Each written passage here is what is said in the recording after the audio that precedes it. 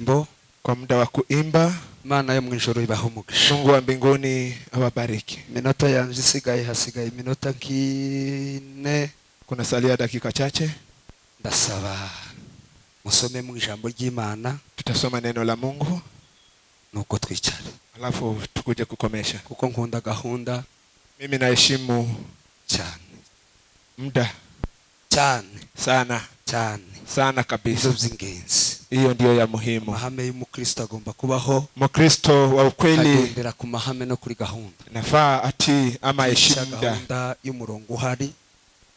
Uticha gahunda y'umurongo uhari. Ili usikuje kupoteza muda. Kuri ubwo rero turashimira Imana kuko itugiriye neza muri uyu mugoroba. Tunashukuru Mungu kwa kuwa ametutenda vizuri jioni ya leo. Gutaramira muri iri teraniro ringana gutya ry'abana b'Imana. Kukesha katika kongamano ya watoto wa Mungu. Bakorera umurimo w'Imana hano Kitengela. Ambao mnafanyia kazi hapa Kitengela. Ndabubaha cyane. Na waheshimu sana. Kubera yuko mufite amahirwe adafite abandi. Kwa sababu nyinyi ni waheri. Mufite amahirwe adafite abandi. Nyinyi ni waheri zaidi. Abato yatahura. Wale ambao hawezi wakafikiria hayo. Nabo ya Satani yamaze kwiba ibitekerezo. Ni wale ambao tayari wametekwa nyara. Abo Satani yivye ibitekerezo. Wale ambao wametekwa nyara. Bihagaci. Hawawezi wakayasama. Bona bikinisha. Hawawezi wakayacheza. Kubera yuko batabizi. Kwa sababu hawayatambui. Umuntu wabitahuye neza. Yule ambaye ametambua vizuri. Ni iby'ingenzi kuruta ibindi byose. Ni muhimu kuliko mambo yote. Nimwe mungana gutya muza muterana abantu bose babarizwa mu karere. Ni nyinyi watu wa basengera hamwe. Watu ambao mnakusanyika mahali pamoja Kitengela tu. Amen. Amen. Amen. Amen. Amen. Amen. Twebwe iyo dukoze n'igiterane. Wetu tukifanya kongamano. Haza bafite umwete. Ni wale ambao wanabidii. Gusa kwitorero runaka. Ni kwa kanisa fulani. Kwa sababu wana mkutano. Ushaka kumva ijambo ry'Imana ukaba wagenda. Na ule ambao amekusudia kusikia neno la Mungu. Na wale ambao ni waalikwa. Ariko kugira ngo muhure mwese abangana ucya bakora mu matorero atandukanye. Lakini ili umati wote muhuze imbaraga. Ili mukuje muweke pamoja nguvu zenu. Bwana sifiwe. Amen. Bwana sifiwe. Amen. Ari imbaraga shobora kugwana nazo. Kuna nguvu ambazo naweza kupigana nazo. Njenyine sinzishobora. Ambazo mimi mwenyewe naweza sikaweza. Ariko twahura nao. Lakini tukiambatana, dufashanya, tukisaidizana, na tunaweza. Kugizina ry'Imana. Kwa sababu ya jina la Mungu. Hari itorero ridashobora kugwana n'imbaraga ngo rizishobora. Kuna kanisa ambazo haliwezi likapigana na ryahura n'irindi. Lakini likisaidiana na lingine. Iwacu ligashobora iziwanyu. Na huku wanaweza. Iwanyu ligashobora iziwanyu. Na hawa wanaweza wa huku. Ubwami bw'Imana bugakomera. Na utukufu wa Mungu unaendelea. Kwa rero Imana yarabagiriye neza mugahurira hamwe. Ikiwa Mungu amewatenda wema mkapata siku kama hii. Kubibyaza umusaruro. Yawapasa sasa kupata mazao. Kuko si bisanzwe. Kwa sababu si kawaida. Amen. Amen. Amen. Amen. Mana yo mwijuru ibahe umugisha. Mungu wa mbinguni awabariki. Ndabakunda mbahano. Mimi nawapenda. Mbahano Kitengela. Mimi nakaa huko Kitengela. Ingawaje hata siwezi ariko imbahano mu makobi. Mimi nakaa hapa. Hapa. Kubera yuko Imana yarampishura. Kwa sababu kuna kile Mungu amenifunulia. Kandi Imana impishuriye. Na Mungu akinifunulia. Dore kibindi byose. Naweza nikaacha mambo mengine yote. Hari igihinza mfata igikapo gutya nafata igikapo gutya ngiye mu kazi. Kuna wakati nachukua bag. Musi umwe namanutse njanjiru ngiye mu kazi. Siku moja nilikuwa naenda kazini hapo Njiru. Kugera ahantu haba ikiraro haba icambu. Kuna mahali ambapo kuna bridge hapo. Haba nk'agashamba kinjira ni kama kuna kamsitu hivi. Munsi y'ikiraro. Chini ya bridge hapo. Mungu arambwira ngo injira hari upfuka musenge. Roho Mtakatifu akanijia akaniambia enda ukaombe hapo. Ubone kuja mu kazi. Alafu ndipo sasa uende kazi. Ndamanuka. Nikaenda. Mushike ndapfukama ndasenga. Nikapiga magoti nikaomba. Nibagirwa kuko nazanja mu kazi. Nikasahau kwamba nilikuwa naenda kazini. Neza nari mpuriye navyo muri ivyo biti. Kwa sababu ya uwepo ambao nilikuwa nimepatana hapa. Uje kwicura saa 12 ziba ziraba. Nilipoamka nikakuta ni saa 12 ya jioni. Mfita masaka meya abagore nari mfite kama masaka. Na nilikuwa na vitu ambazo mimi nauza. Nari mfite kama masaka micheni. Nilikuwa na vikapu za wamama 9. Ndayaterura. Nikachukua. Ndahindukira nzitasha. Nikageuka nikienda nyumbani. Ongera haja kuri gari ya moshi habaga kanani kaba polisi haba naga station.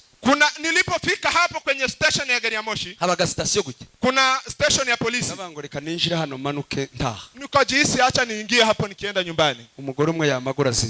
Mama mmoja kanunua 2. Musubire kwinjira undi agura 2. Nilipoingia mwingine kanunua 2. Musubire kwinjira undi agura yindi. Nilipoingia mwingine kanunua 2. Musubire kwinjira undi agura yindi. Mwingine kanunua nyingine. Yakwicura zose zirangi. Zote 9 zikauzwa.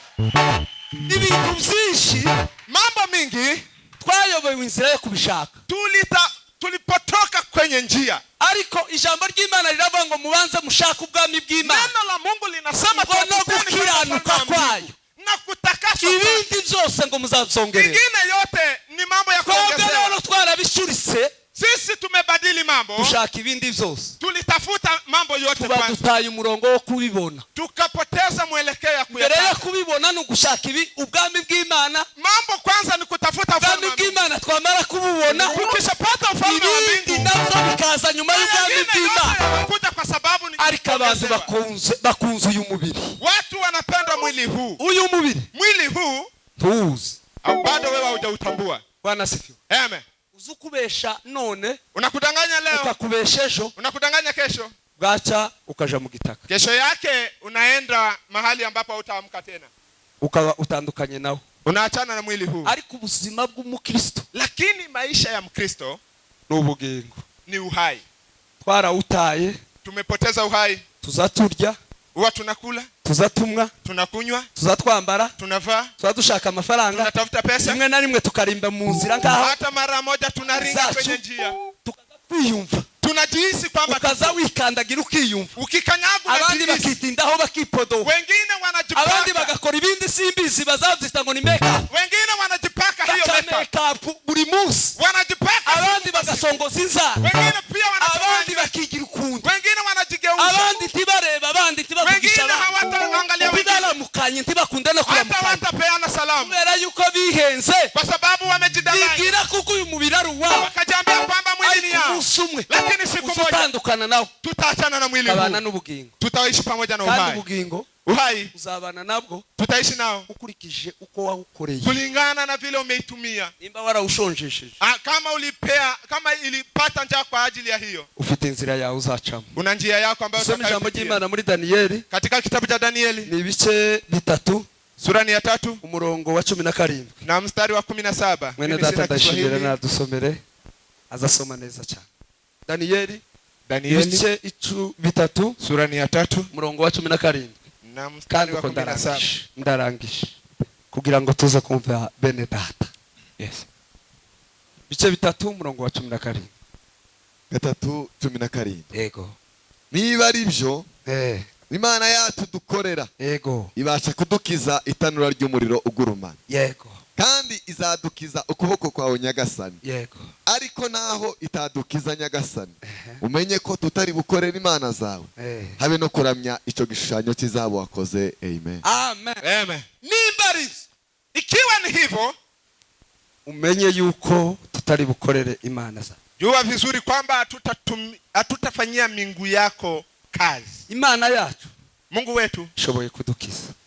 Inaweza kutuponya. Amaboko yawe Mwami. Mikono yako Mungu. Arikira mutita nabikoze. Ingawaje hata hawezi katuponya. Twebwe kubera yuko twahishuriye uwo. Kwa sababu sisi tuligundua. Tampa. Hakuna haja yo kuramya igishushanyo. Ya kuabudu miungu. Chizahabu. Ya dhahabu. Wakoze. Ambayo umeunda wewe.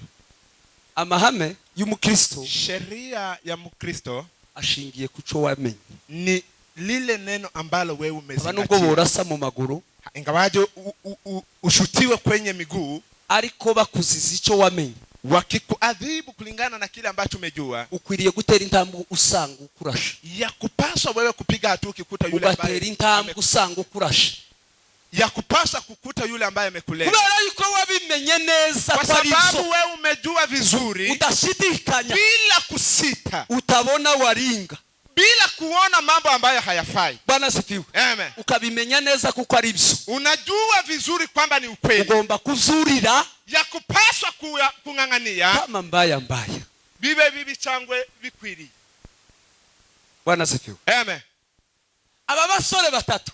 Vijana hawa watatu ni abanyagano bavuye Yerusalemu. Walikuwa utumwani. Ubwo umwami Nehoyakimu, wakati mfalme Nehoyakimu yarategetse muri ico gihugu, alikuwa anaongoza katika nchi. Imana ngo iheze imbaraga Nebukadinezari. Mungu akapea Nebukadinezari. Arabavwanya arabanesha arabatsinda. Akawapiganisha hadi akashika. Arangije afata umwami aramwica. Akachukua mfalme akamuua. Afata abaturage b'igihugu bose abajana i Babuloni aramateka. Akachukua wananchi wote akawapeleka abashikije muri ico gihugu.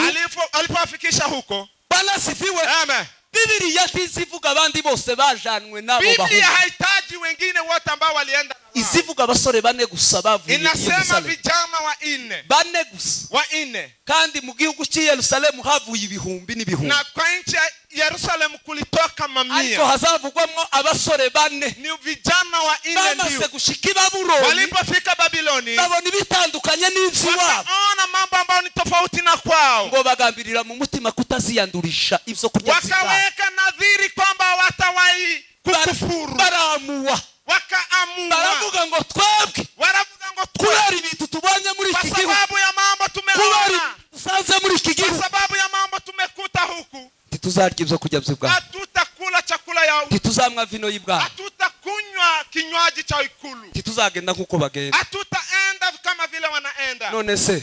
Kwa hiyo ko muri abakongomani mukaba muri aha ngaha ibyo mwasanze hano byose mwarabimenye.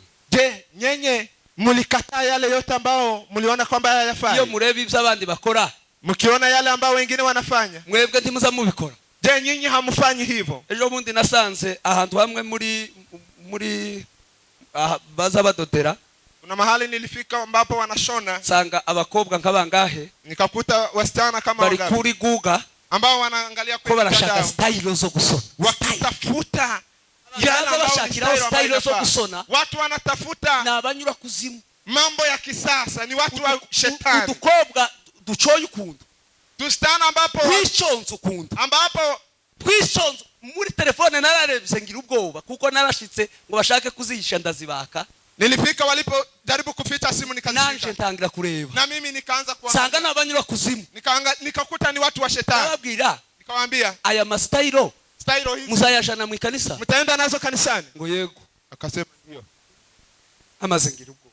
Nikashikwa na oga. Bwana sifiwe. Amen. Bwana sifiwe. Amen.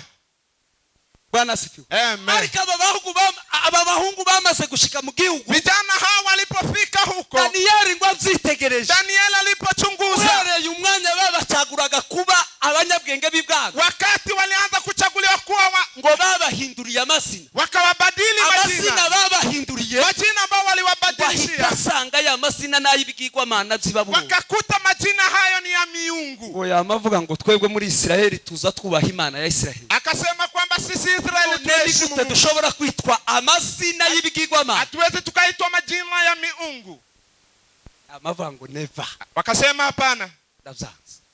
Nimekataa kabisa. Bwana sifiwe. Amen. Izo kujya ngo babagaburiraga bari babategekeye chakula ambao walikuwa wameamriwa. Wasanga biza bibanza guca ngo kuri bya bigirwamana. Bado chakula bakabiterekera. Wanaweka kwenye bamara kubiterekera ngo bakabona kubizana abantu bakabi. Alafu wanaleta wanawaletea. Daniel aravuga ngo tibishoboka kuko narya bino byo. Akasema hayawezekani. Tibishoboka ko narya bino byo kurya. Hayawezekani ni kula chakula nimekataa.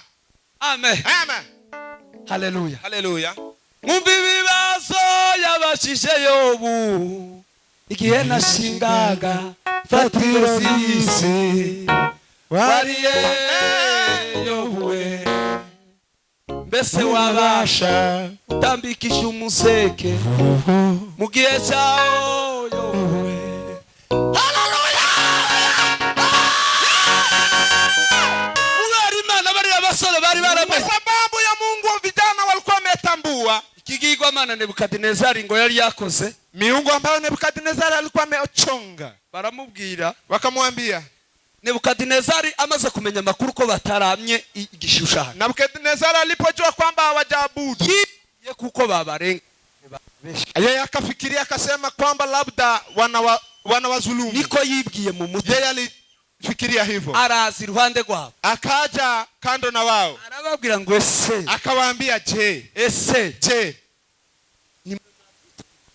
Ni nyinyi ndio muliamua tu? Ni mwebwe mwenyine mubitekereje gusa kugira ngo mwoye kuramya igishushanyo? Ni nyinyi ndio muliamua kutoabudu miungu hii? Ese ni yihe Mana ishobora kubakura mu maboko yanje njewe? Akawauliza ni Mungu mgani ambaye anaweza kawanusuru kwenye mikono yao? Yagaza yiyaminiya kuruta ibindi byose. Kwa sababu yeye alijisifu sana.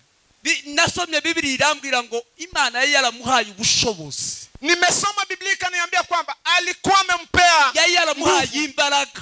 Alikuwa amewapea nguvu. Bwana sifiwe. Amen.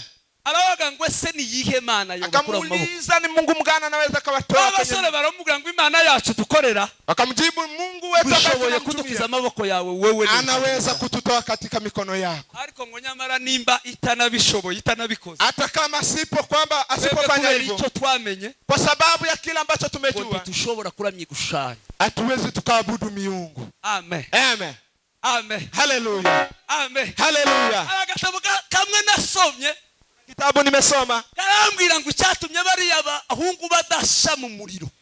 Kakaniambia kwamba kilichosababisha vijana hawa wasichomeke ngo nuko uriya muriro ngo cyari gihano cha Nebukadnezar, ni kwa sababu ilikuwa ni adhabu ya Nebukadnezar, yari prison yiwe yo kuboha abantu b'ibwami bananiranye, kwa sababu ndio mahala alikuwa akifungia watu wa ikulu, kubera yuko uriya muriro wari waramenyere gutwika abantu, bamenyere kurya amavuta, ulikuwa umezoea kuchoma watu, kurya amavuta y'ibwami na vino y'ibwami, kurya amavuta y'ibwami na vino, kukula mafuta ya ikuluni na kinywaji hicho. Ngo noneho ngo batereremwe bari abahungu, walipowarusha vijana hao, nguriya muriro uravuga ngo ese turamira ngo turatwika umuriro mu wundi muriro. Moto ikaulizana yenyewe, je ni aje turatwika umuriro mu wundi muriro? Hatuwezi tukachoma moto mwenzetu. Wa mushiriri twagaza tunukigwa wa mavuta uri hehe? Ile harufu ambayo tulisikia, ya vino twagaza tunukigwa na yiri hehe? Vino ambayo tulisikia iko wapi? Kuko batereyemwe abantu badasanzwe, sababu walirusha watu ambao si wa kawaida, na moto ikakanisha ngo aba ni umuriro, na moto ikasema hii ni moto. Umuriro uzutwika uwundi muriro, je moto yachoma moto ingine? Ne Bwana sifiwe. Bwana sifiwe sana.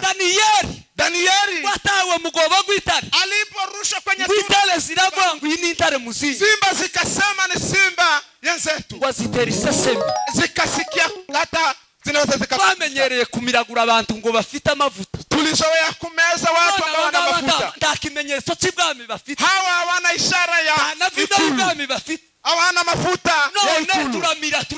turamira itare muzinzi, je tutameza simba? Bwana sifiwe. Amen. Bwana sifiwe. Amen. Hagarara kucho wame, simama Mkristo, kidete kwa ile neno ambayo umezingatia. Hagarara kucho wame, Mkristo zingatia lile ambalo mahame yo mu bwami bw'Imana, sheria katika ufalme mahame yo mu bwami bw'Imana, tuwe na sheria timama, mahame yo mu bwami bw'Imana, tuwe na sheria katika ufalme wa mbingu. Muri corona, wakati corona ilikuwa iwacu bamfunze ingenzi zibiri, huko kwetu yeye aliingia kwenye jela raundi 2, alala ku rusengero nkamiriza, nilikuwa nikilala kwa kanisa nikipiga kelele, polisi bakaza bakamfata bakanja, wanakuja wananishika wanaenda na mimi, bamara bwacha bakandekura, asubuhi wananiachilia, bwacha gandi bagasanga natara, asubuhi tena wakirudi wanakuta ni mureke mbasengere. Siku moja nikamwambia acha niwaombe, mureke mbasengere ko ndabasengere, acha niwaombe, ko ndamwizoga sikunywi pombe, genda muje mukabari murebe ko ndaba, endeni mahali wanauza pombe muangalie kama kuna watu, basenga mukagira umushiha. Je nikiomba mnasikia vibaya?